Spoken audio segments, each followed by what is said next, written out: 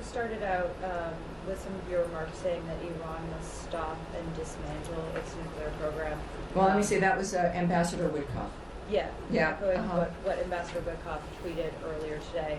But just trying to get some clarity on what the administration sees as a potential end goal here with these negotiations with Iran, because last week, heading into the talks in Oman, Witkoff made some remarks to the Wall Street Journal in which he said that the red line would be the weaponization of Iran's nuclear capability, presumably leaving the door open to Iran maintaining a civilian nuclear program. So is the administration open to an end state where Iran does still have a civilian nuclear program, but they are no longer able to speedily get a nuclear weapon? Well, first of all, for a comprehensive response, and we heard from Caroline earlier, the White House has that kind of response. What I can say, nevertheless, is that the Secretary has been clear, as has the President, as has been the Ambassador, that Iran cannot have a nuclear weapon or an enrichment program.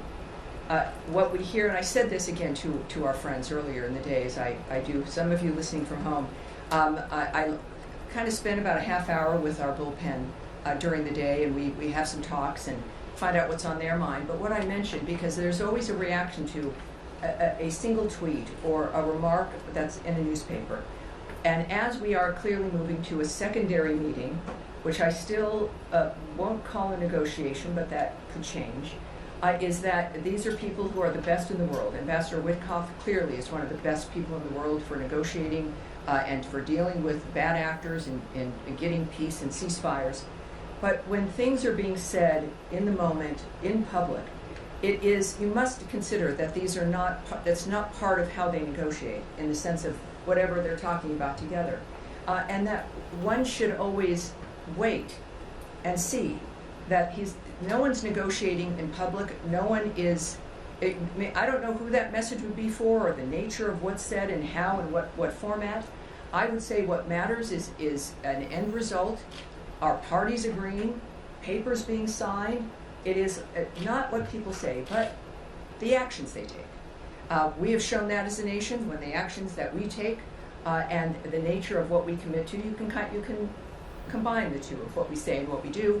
But I would say that there's one goal here, and that is that Iran cannot have a nuclear weapon, and certainly or the enrichment program, and that is, I think, a pretty easy thing to start with, and that is the one thing that we know that they're working on, and I think we'll have some success considering who we're addressing. Yeah, yes, sir. Follow up on Iran. You mentioned Ambassador Witkoff's tweet today. Last night in an interview with Fox News, he was talking about keeping Iran's enrichment levels below 3.67%, which is like on par with JCPOA. Today they talked about eliminating Iran's enrichment. So what's the reason of this difference here? Well, if you can contact the White House, but what I just noted to you is that these are comments that are made. It could be made, by anyone in the moment of something that's happening. I would point to his comment today on Twitter, but I also, Ambassador Witkoff speaks for himself quite well, and he is a very transparent man. What's going to matter is what is accomplished, what the end result will be, as opposed to parsing one statement or a sentence line there and another one over here. I know we all want answers because, well, humanity has an interest in the end result of this. But I would just caution you in that regard, and to wait. And again, the thing that matters is what is accomplished, what the last point is.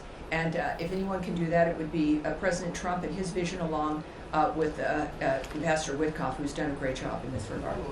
Yes.